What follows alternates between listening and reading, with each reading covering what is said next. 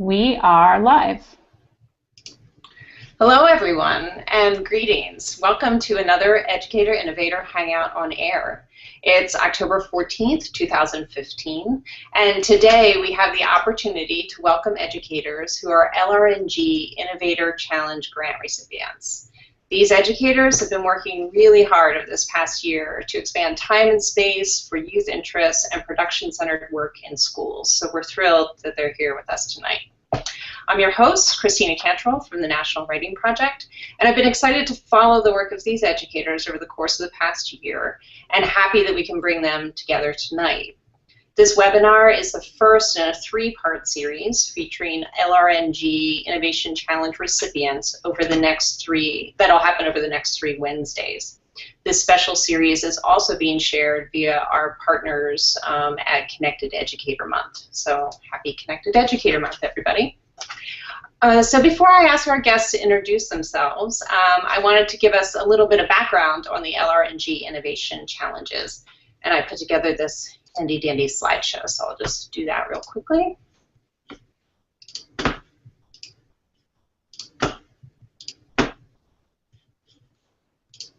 Everybody see that? Okay, great. So, little background on this project. Educator Innovator has a program of innovation challenges that support great educators who are working to create and spread creative and connected learning opportunities for young people.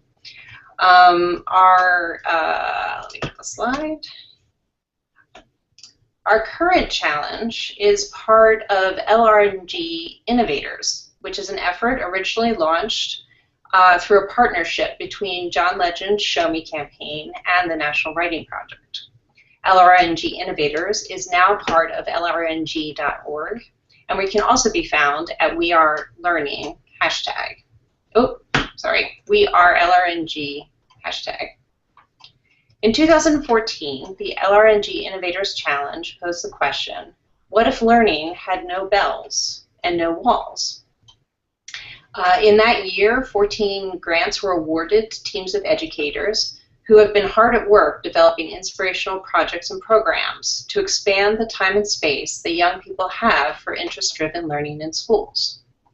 You can look across the set of this work at educatorinnovator.org/LRNG2014. And today, we're thrilled to have representatives from 3 of these teams with us today. First, we'll hear from Martin Sanders from the Castle Hill Middle School in the Bronx about his team's project focused on connected learning and youth participatory action research. And then we have here Michael Filkenbach from the Tower River Writing Project, and he'll be representing his team on their Pop-Up and Make project based at the J.R. Rose High School in Greenville, North Carolina.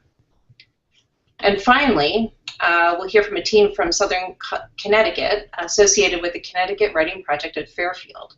They've been working on a project called We Too Are Connecticut. This is actually a picture of their kids from the Bossack High School here with author Matt de la Pena. We are welcoming Kimberly Herzog, Megan Zabilansky, and Bryan Ripley Crandall. Sorry guys, you'll have to introduce yourself now. Okay, let me stop sharing. Great. And, I didn't do such a great job on your name. So why don't we all go from left to right, and Bryan, you can start, and just introduce yourself so everybody knows who's speaking and, where you work and what you do. Yeah, you threw me off a little bit because you said left to right, and I'm actually on the far right. So. Oh yeah, everybody's screen is different. Sorry, so why left to right? I'll call you your first name, and then you can. Hello everyone. Thank you for having us on this webinar. My name is Bryan Ripley Crandall, and I'm the director of the Connecticut Writing Project at Fairfield University. This is my 5th year in Connecticut, and it's been a pleasure working with stellar educators across the state. Awesome, thanks. And Kimberly, you are next. In my order. Okay. Hi, I'm Kim Herzog. I work at Staples High School as an English teacher in Westport, Connecticut. I was a member of the Connecticut Writing Project in the summer of 2014, and I've been so honored to be a part of this project. I've really learned so much through the collaboration with great colleagues, and also even just from being a part of LRNG. So thank you for having me. Great, thank you. Martin? Hi, I am Martin Sanders. I'm currently working at Castle Middle School in Bronx, New York. We've been working on youth participatory action research here at this school. This is my 3rd year here as a teacher, and this has just been a wonderful opportunity. So I really thank you guys for this platform to talk about what we've been doing here and for the opportunity to expand the work that we've been doing here. So thank you guys so much. Okay, thank you. Megan? Hi, I'm Megan Zabilansky. I'm from Joel Barlow High School in Reading, Connecticut, where I teach English, and I was part of the Connecticut Writing Project at Fairfield University with Kim and Bryan in the summer of 2014. And thank you for having us all on here. This has been an amazing opportunity to work with our students and to hear all of the amazing work that you all are doing. So it's been a really great experience. Great, thanks. And Michael? Hi, I'm Michael Flinchbaugh. I'm from Greenville, North Carolina. I work at Rose High School, and I work with the Tar River Writing Project as well. And I'm formerly an English teacher, but now I'm an instructional coach. Great, thank you so much. Yeah, and I was thinking it's such a nice opportunity for everybody to get to hear from each other too. So thank you all for being here and for participating. And if you're watching from the Educator Innovator webpage, there's a live chat there, and you can jump in and participate with us. And we're going to share some of our work. The teams will share their work, and then we'll open it up to discussion. So if you have questions that you'd like to bring up in the chat, please post them there. And you can also connect with LRNG and the larger initiative at the hashtag LRNG is another way to tweet to us, and we'll be watching the Twitter feed. So great, so why don't we just dive in? I'm really excited to hear about this work. And Martin, I was going to start with you. I've been really excited to hear over this past year all about the inquiries that the kids at Castle Hill have been working on, and how they've been moving their questions and interests into research, but then also into action. So maybe you could give us a little background about this work and tell us what you learned. Sure, absolutely. So I'm going to share my screen with you guys as I created a presentation. So here at Castle Middle School 127, we've been working on youth participatory action research. And the kids this year, or last year I should say, they identified issues that were important to them in regards to the school community. So let me just give you a little background about who I am and then about the school. So this will kind of be the agenda of what I'll be speaking about. Again, I'll give the introduction to myself, the school, YPAR, definition of it, YPAR here at our school. These are sort of the 3 items I want to drive the conversation around, and then YPAR this year, what we're doing this school year. So I'm Martin Sanders. I'm a 3rd-year teacher. I'm originally from Indianapolis, Indiana. I'm a career changer. So before being a teacher, I was a banker. I emphasize in the classroom teamwork and student advocacy. At our school, we're in Bronx, New York. We have a diverse student population of mainly Latino, African American, and Bengali and Arabic students. We have very supportive leadership from our administration. That's these wonderful people here. Our principal, Mr. Harry Sherman, assistant principal, Mr. Bryan Jackson, assistant principal, Ms. Jennifer Brooks, and assistant principal, Mr. Michael Melvin. They are incredibly supportive of our work here and what we're doing. And they really emphasize teacher effectiveness and innovation, which I think is key to carrying out this type of work. So what is YPAR? So YPAR, what we've taught our students is that YPAR collectively allows students to collectively engage issues or needs in their community or school. They gather local data and they study social theories.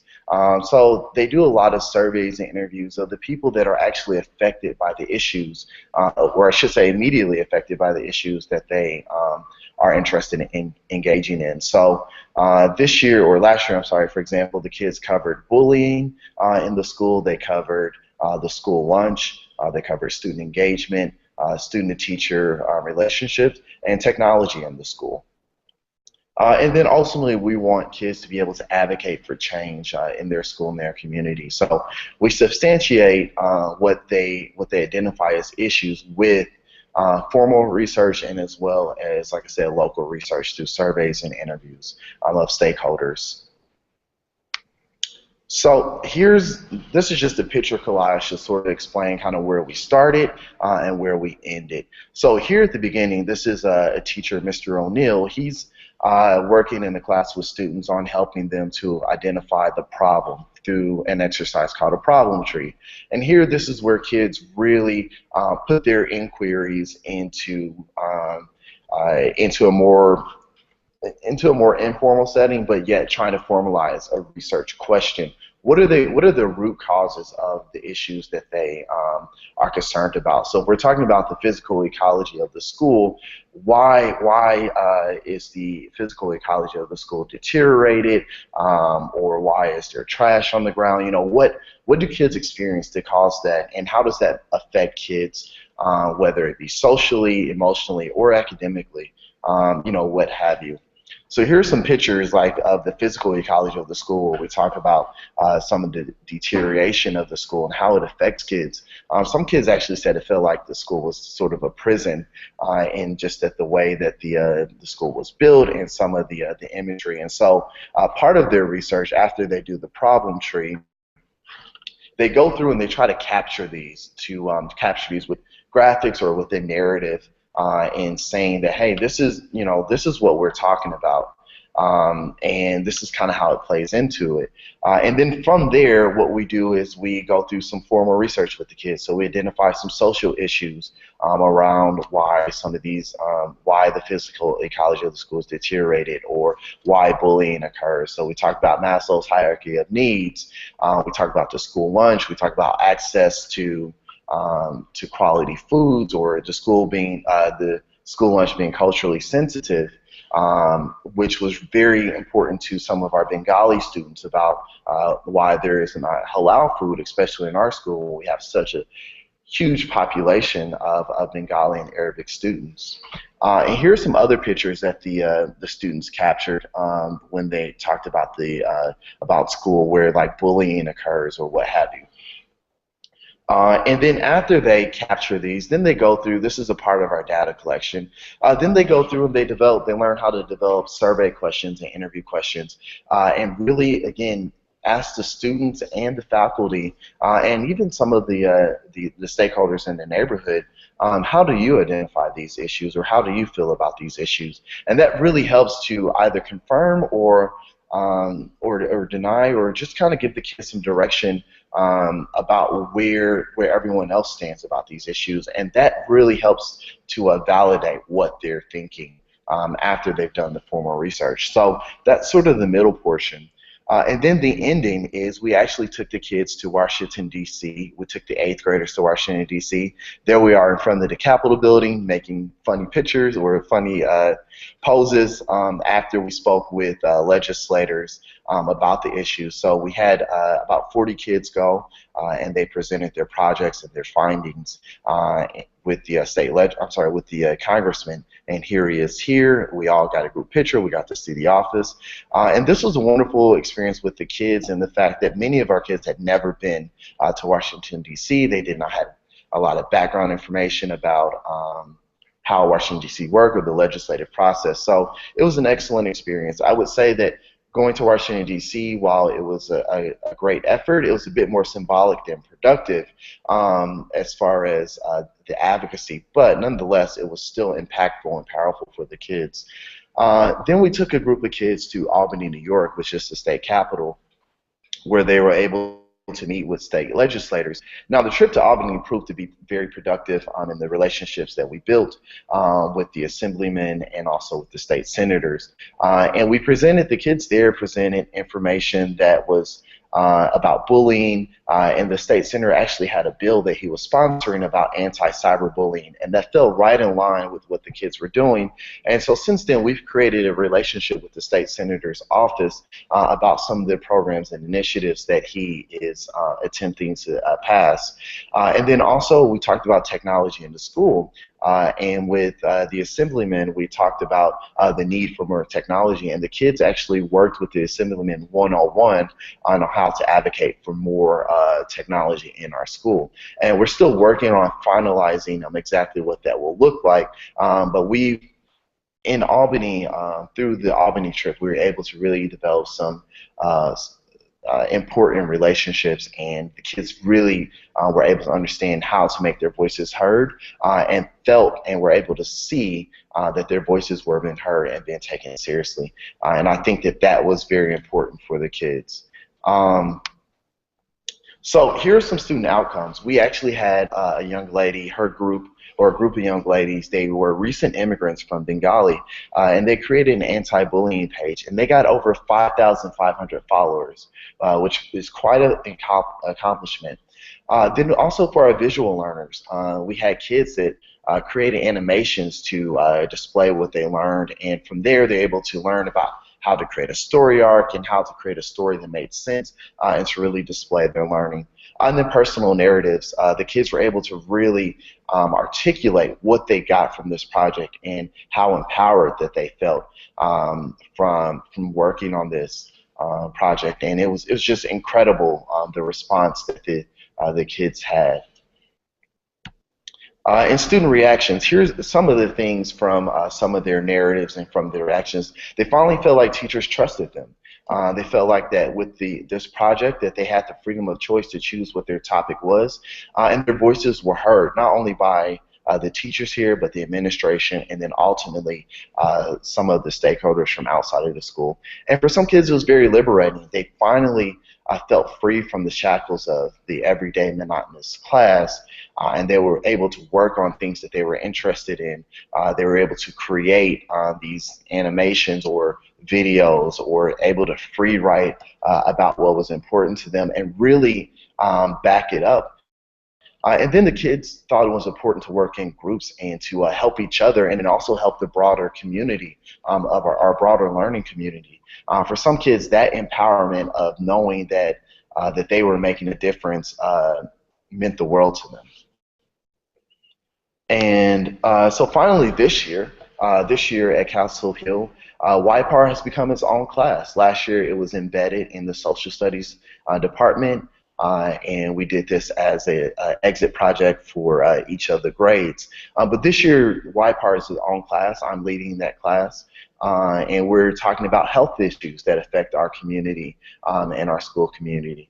And we also have a YPAR elective where we're creating a documentary concerning the work that we've done over the past 2 years here regarding YPAR. And so here the kids are going to learn how to conduct film interviews and record interviews and good interview questions, storytelling. So we're working on now creating our script for the documentary. So how do we create a compelling story? And then lastly, technology. Because of the work from the generous offer from LRNG, we now in our YPAR class, we have a 1-to-1 ratio of Chromebooks to kids, and so we're able to, this class, the YPAR class is now worked via Google Classrooms, and the kids are learning how to use technology as a tool, not simply as a medium for social interactions. And every day I see that they're growing and that they are engaged in learning how to use the technology for productivity in the sense of academics. And that pretty much sums up what we've been doing here at Castle Hill.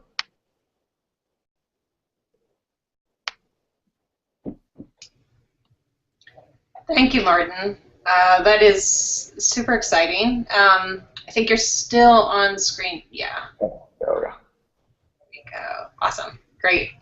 That's super exciting, and would love to come back and ask more questions. Let me just clarify. You were working as a team of teachers, right? How many Yeah, well, yeah. From the social studies department, there were about six teachers. Two teachers from the sixth grade, two teachers from the seventh grade, and two teachers from the eighth grade. Oh, that's great. And do you think that had implications for how it's getting built into the school day too?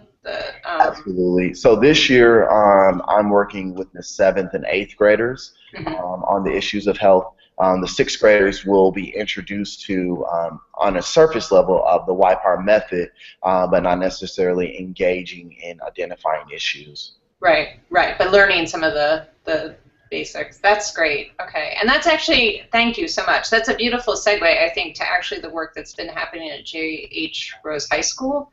And we're going to turn it over to Michael to share some of that work. But I do know that Michael and his colleagues, there's also a team at the school, and they've been working together with the Tar River Writing Project for many years now to sort of develop different ways to support connected learning. I'll let Michael talk about it. But the LRNG grant has, I know, was supporting work that was ongoing in the school and also across grade levels. So, Michael, can I turn it over to you? Yeah, thank you. Hope I got that right. Yeah, so I'm Michael Flinchbaugh, and yeah, working with Tar River Writing Project and J.H. Rose High School where I work full time. So we started with Tar River by developing a connected learning kind of capstone project to replace what had been our senior project, and then the LRNG thing really opened up the opportunity to add another level to what we were doing, where we really wanted to support kind of student interest driven making, getting their hands on things and doing things, and so what we ended up with was pop-up and make, pop-up maker spaces.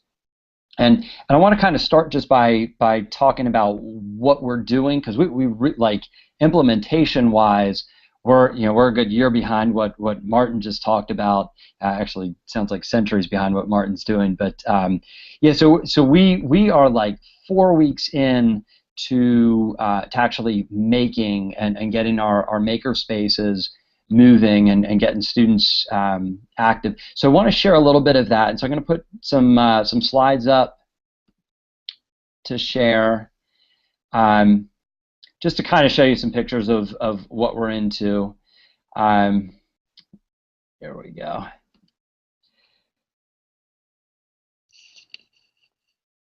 So pop-up and make at Rose High School. What we did was we after working together with a team of teachers and with Stephanie West Puckett and Will Banks from East Carolina University, we developed 6 different kind of mini maker spaces, pop-up maker spaces. So one of them is our storyteller maker space, where students will do everything from like rolling story cubes and telling stories or making little flip books to we're doing green screening and some stop motion, that sort of thing. And most of what I'll share today is kind of the low barrier stuff, because our design is really kind of intended to bring anybody in the door that through a very low barrier, but also create a lot of opportunities for moving upward. So some of the other spaces, we have our Make 3D, kind of a Fab Lab sort of thing. I see our friend Rob Puckett there. So he and another teacher are working with students on doing some paper modeling with modeling clay, that sort of thing, but also then working toward three-dimensional printing. They've got a little 3D doodler, and actually saw a really neat thing where they students made with a 3D pen an Eiffel Tower, and so doing stuff like that. And then they also have a 3D printer and some other materials that they're working with as students learn some of the software and all of that. We've got our clothing closet, which is students design, mostly been working with t-shirts so far. They'll be messing around with stenciling, doing some like paint stenciling and bleaching and that sort of thing, and a little bit of crafting of jewelry and that sort of thing. We've got our music maker space, which is really just kind of focused on digital music making, layering beats, layering tracks, kind of the end goal. Well, there is no end goal, but one of the things we're hoping to see is some collaborations that run a little bit deeper, with students maybe getting involved with trying to create video games or making films, or even just bringing in students who are interested in like freestyle rap and that sort of thing, on top of tracks that students are composing using things like GarageBand and all that. We have a space that we call RoboHacker, which is kind of just robotic stuff, so some like Arduino stuff and some very basic like entry-level programming. And what you see in these two pictures are kind of homemade cardboard robots that you can control them with the RC controller and then battle them or whatever.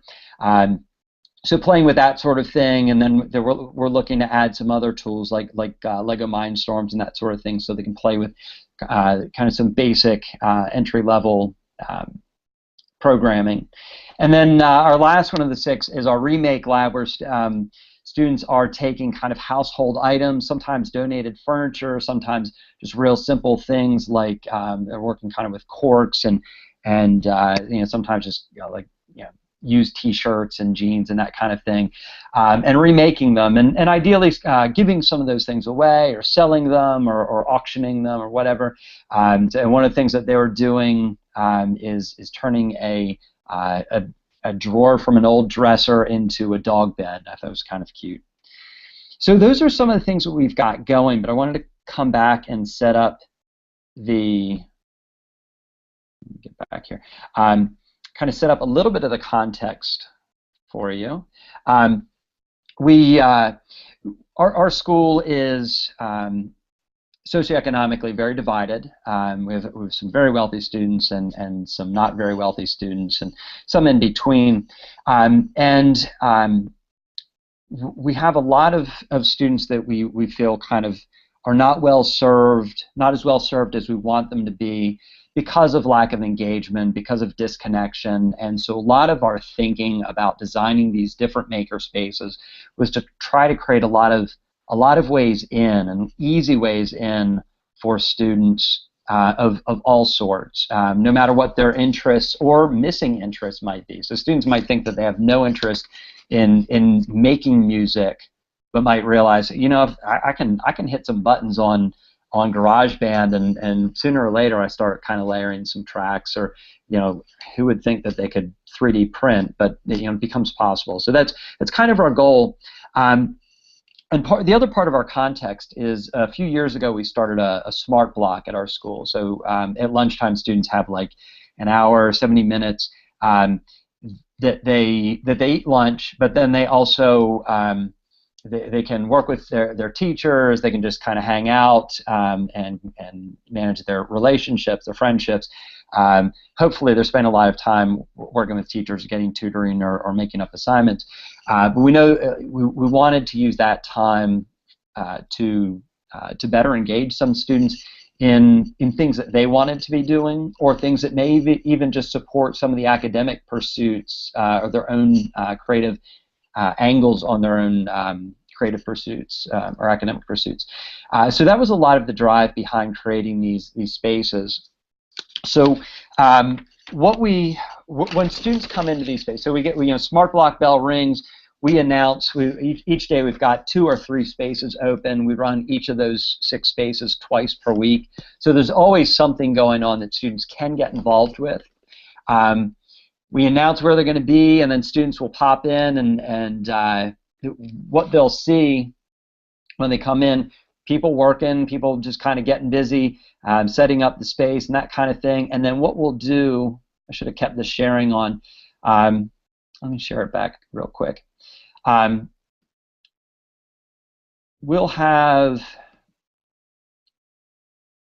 some things like little cards like this, just printed out, laminated.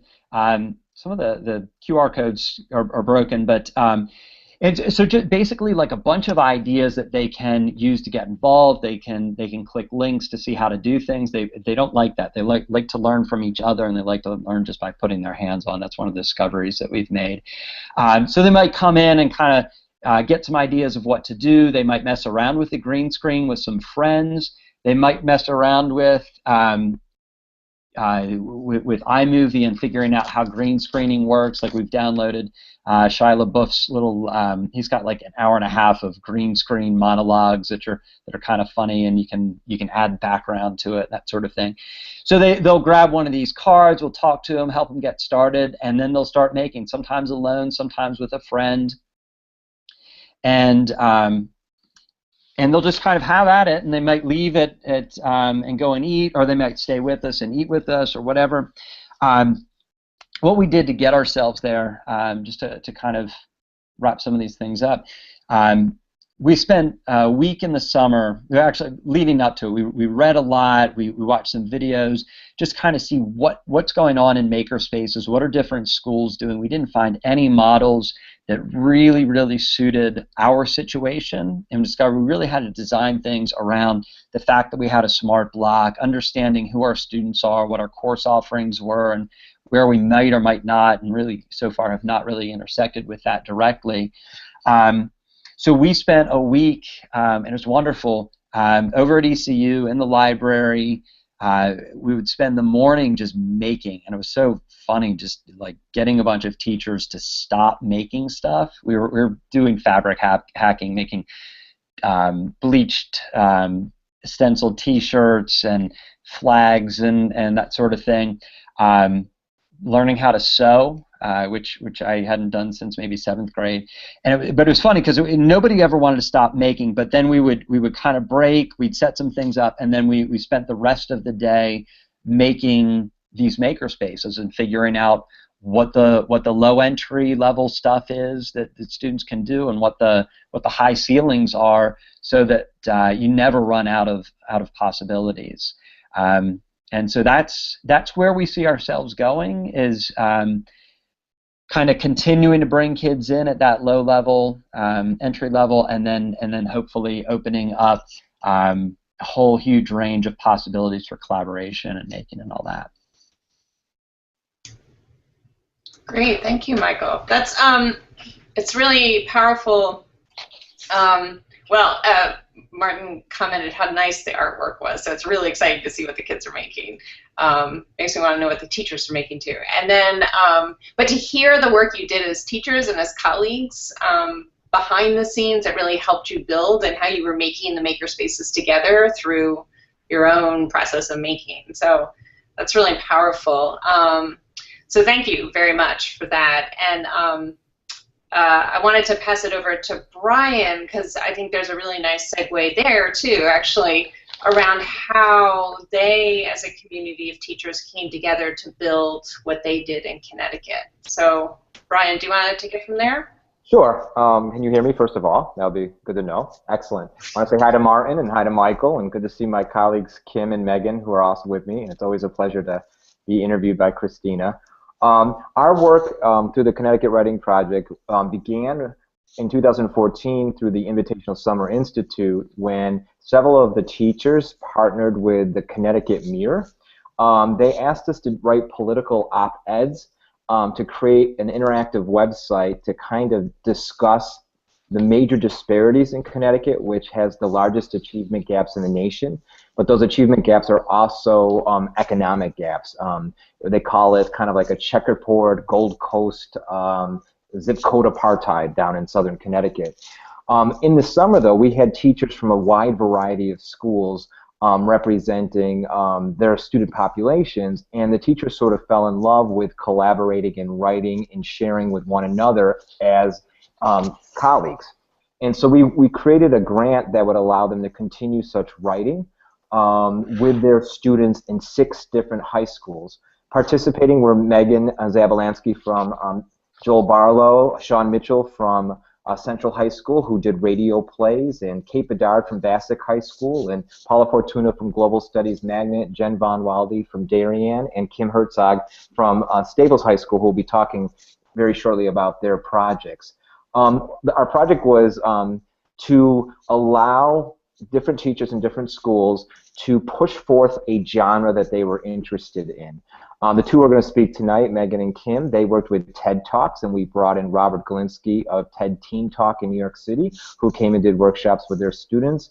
Sean Mitchell did radio plays, which was taking some scripts that the students wrote and turn them into radio shows. Kate Bedard worked with ethnography and a mapping project, and Paula Fortuna and Jen Valdwaldi oversaw almost 160 blogs that were created. To link all of us in our work together, we asked the question, why are you here? You know, if we looked at Harvard University's I Too Am Harvard, which kind of featured minority students at Harvard, saying that we too are on this campus, and we came up with this idea of we too are Connecticut. That was our theme. We ordered Matt Della Piña's We Were Here, a young adult novel that all of our schools read, to kind of think about, like, you know, why do young adults need to find a voice and a place to be here on this earth? As a result of that, we brought all students to Fairfield University to, I think, our 6th annual Writing Our Lives conference. This time we called it Writing Our Lives Digital Ubuntu. And Ubuntu means I and me because of who we are together. And so we had over 150 students come to Fairfield University, and rather than teachers presenting to teachers on the projects that we did, we had students and their teachers present to students and teachers from other schools. Matt Della Piña, the young adult novelist, came to the conference. Robert Zelanski came. Karen Sullivan of Pretty Wellness was there, as well as 2 spoken word artists, and it was a major success. I'm going to hand it over now to Kim and Megan, who will talk a little bit more about what they did with the TEDx Talks, because that's what's going to be featured tonight. Thank you. Thanks, Brian. So I'll start us off. Can we all hear me? Yes. Okay, great. So I'm Kim, and I'll start with how Meg and I began collaborating, because originally we were sort of in this sort of think tank at Connecticut Writing Project and trying to figure out our final projects and presentations. And we were both sitting in the same room and sort of discussing our ideas. And I'd mentioned out loud that I tried TED Talks in the past, but I felt like I could do so much more because the purpose was sort of unclear, and I didn't feel like it was as much in the hands of the students to sort of decide what they wanted to do and how to go about really kind of creating a speech. And Meg shared that she'd tried a similar project in the past, had similar sort of issues, and we thought that by coming together we could really make a powerful product, and by kind of collaborating with our students and with each other. And another kind of great reason that this collaboration I think works so well is that I've taught plenty of reading and writing courses, but Meg is also a teacher of a speech elective. So before we knew it, we were really building off of each other's ideas and trying to figure out how to get students invested in a subject and how to perform a TED Talk, which is a really unique type of speech. So what I'm going to do is just give me a moment. I'm going to share my screen to show you a couple of slides. And Meg, if you want to walk them through the first couple slides, okay? Sure. Okay. So once we came up with this idea that we wanted to use TED Talks as our platform to share student voice, we researched a little bit about the genre of TED Talk itself and thought that it was a great kind of multi-genre essay where it would give students of all learning styles a platform to really talk about their personal lives and create a written piece, but then be able to share it through their own voice and give a presentation of it. So like Kim said, we were able to talk about both the speech elements that went into writing something and writing an argument, but also how to present that with body language and voice projection and really gaining a sense of confidence and having that confidence to speak in front of a large audience. It also became a meaningful assessment for them because they had more of an authentic audience. They weren't just sharing it for our classroom at Barlow or Kim's classroom in Staples. They understood from the very beginning that we would be sharing videos across Staples and Barlow and then get to share their work at Fairfield University with several high schools involved in this grant, and then hopefully put them online and share them out to an even broader audience. So that gave them more of the sense that they're not just creating it for a project that I assigned for them, but they're really creating it for themselves and to share as TED slogan has an idea worth sharing, and that is to value their own ideas and want to share those with other people. And just to kind of add on to that, just to walk you through some of these slides, I'm not sure if you could see them if I'm not the one talking. So our goal here is that we really wanted to celebrate student voice through these collaborative teen TED Talks, as Meg said. There's only so many opportunities where they feel like their voice is being heard, and we really wanted to make that a focal point of our TED Talks. So as you can see, we kind of planned this out from January to May for our senior classes. We started with writing, and we thought that that's really sort of the most important kind of beginning, that once they can write out their ideas and figure out what's important to them, then we can derive a topic from their own personal writing. We also looked at a lot of different text as models. We looked at speeches, but then we also looked at TED Talks. We did comparisons between the two so they understood the themes and topics that are addressed in a TED Talk, what really makes it powerful. They looked at structure and organization, and then they really worked to create, plan, edit, and present their TED Talks. So this slide just shows you some of their personal writing to kind of get towards somewhere that's closer for a speech as well. Okay, so I'm going to head back to the Hangout. Okay, so a little bit more just about this. Going along with what Meg was saying before, they really kind of learned in a lot of different styles beyond just the conventional essay. And something else that I wanted to show you, so actually I'm going to go back into the screenshot just for a moment. Something else I wanted to show you is sort of some of what Bryan was talking about and what Meg touched upon as well. We had Robert Zelanski come in, and that's this guy right here.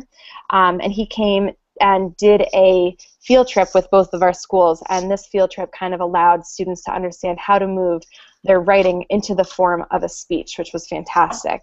So they really had the opportunity to kind of learn from him about how to take your writing and make it something that's performance-based. If I scroll down here just a little bit, give me one moment, you'll also be able to see some students actually working with Robert Zelanski to figure out how to really get an introduction really working to grab the audience's attention. And then if you take a look here, you can just see, this is just my classes that did this. I had two different sections of seniors.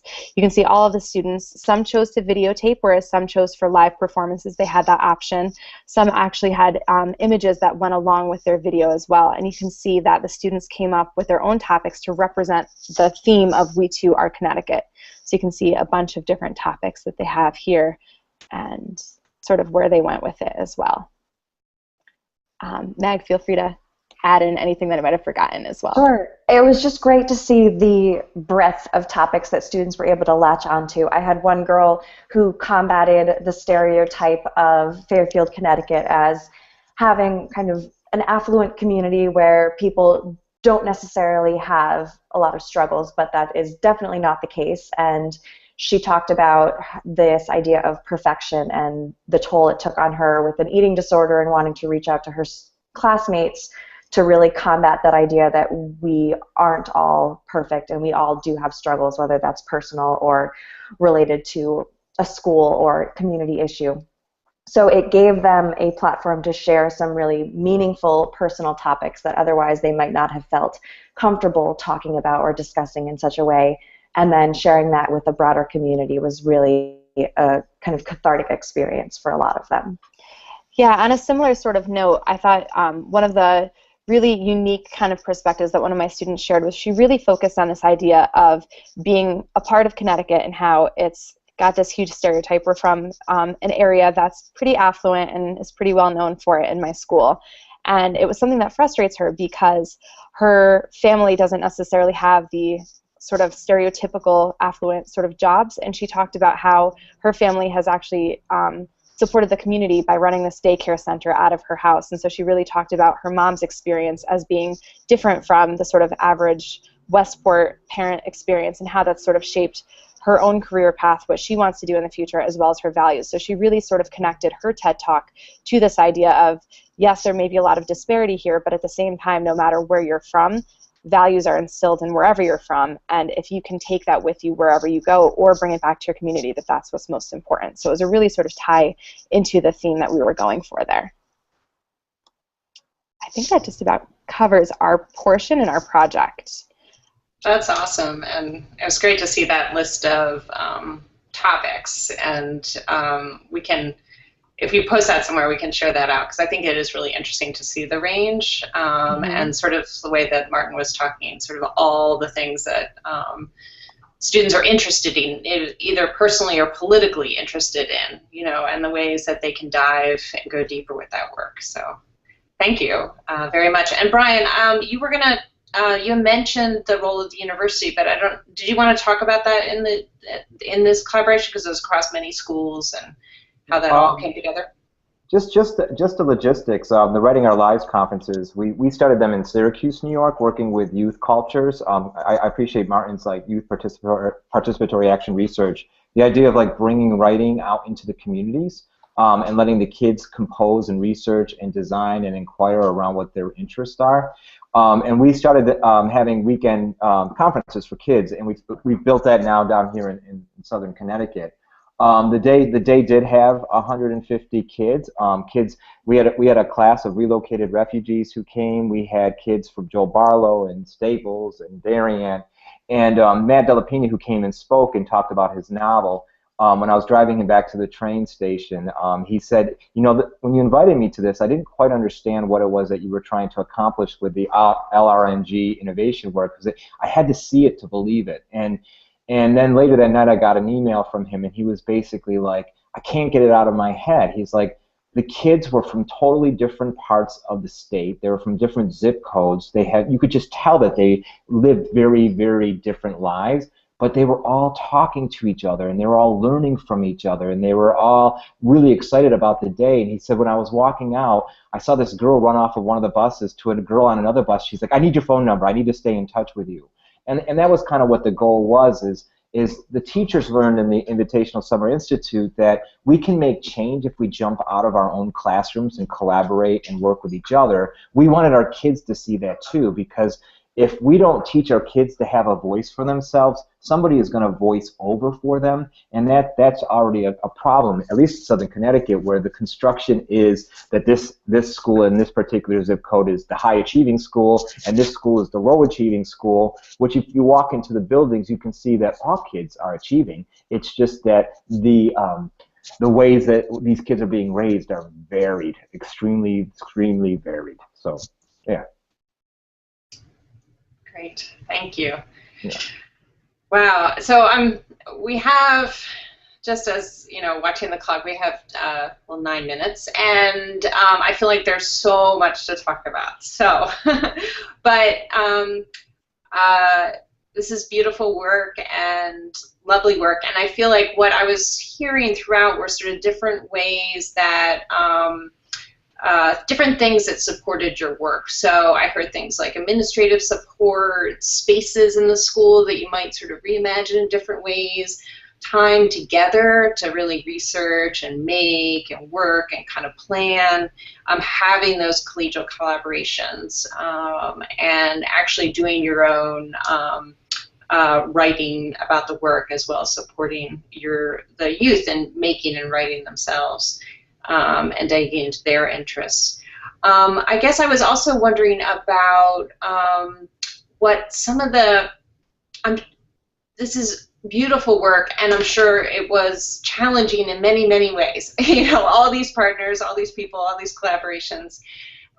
So if you kind of had like a suggestion for other educators who might be trying to start this kind of thing in their spaces, who might be facing a range of challenges that you were facing as you started up these projects, what would those suggestions be? What kind of recommendations would you make, and what have you learned from this project that you'd like to pass on?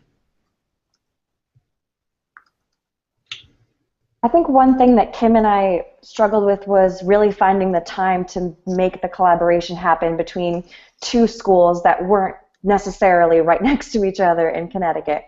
But we did the best that we could through email communication, through phone conferences, through getting the students together at least twice to meet with Robert Zelanski and then the writing conference.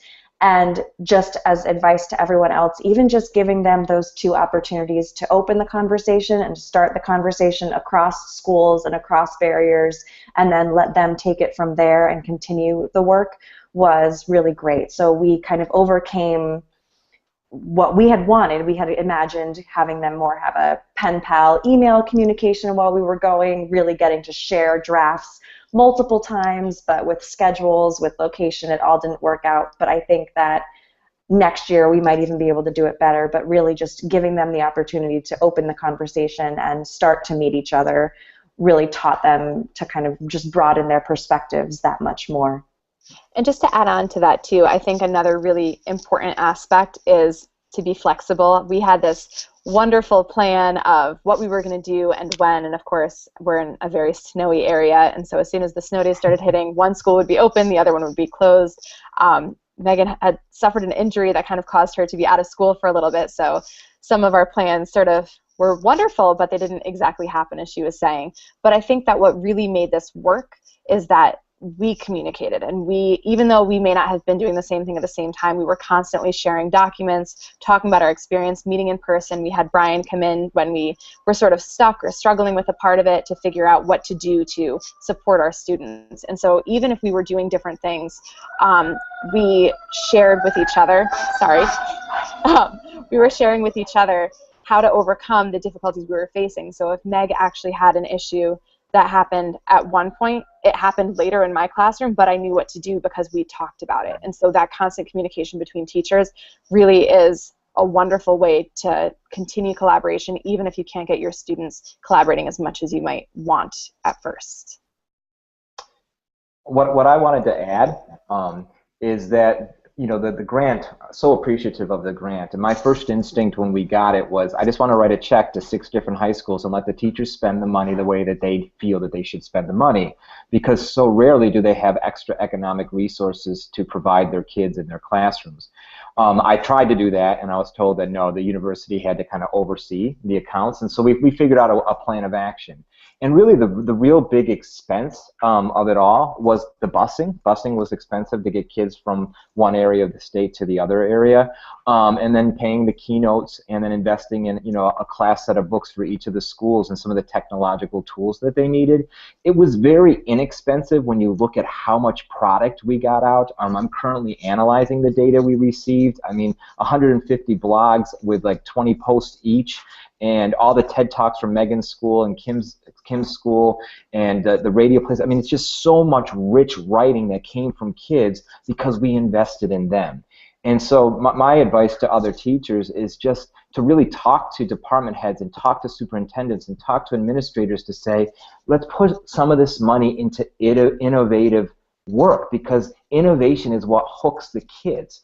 I personally think that all the students in these schools achieved a little bit more because it frightened them that the audience was a little larger than their teacher. They knew that John Legend contributed some of this money. They knew the National Writing Project was a part of it, and this strange guy from the university was going to come and visit them.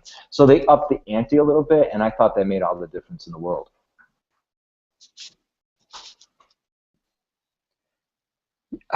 For us, for our project, I think the big thing that we've discovered is just how important all the people involved are. And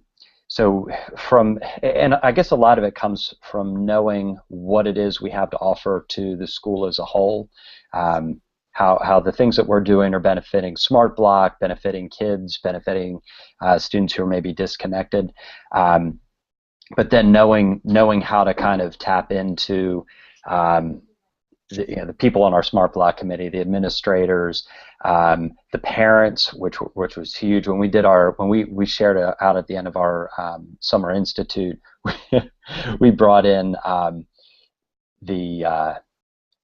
some parents, administrators, and that sort of thing. And the parents got behind us, and they wrote us another check from our academic booster grant, and so that sort of, the people support has been huge for us.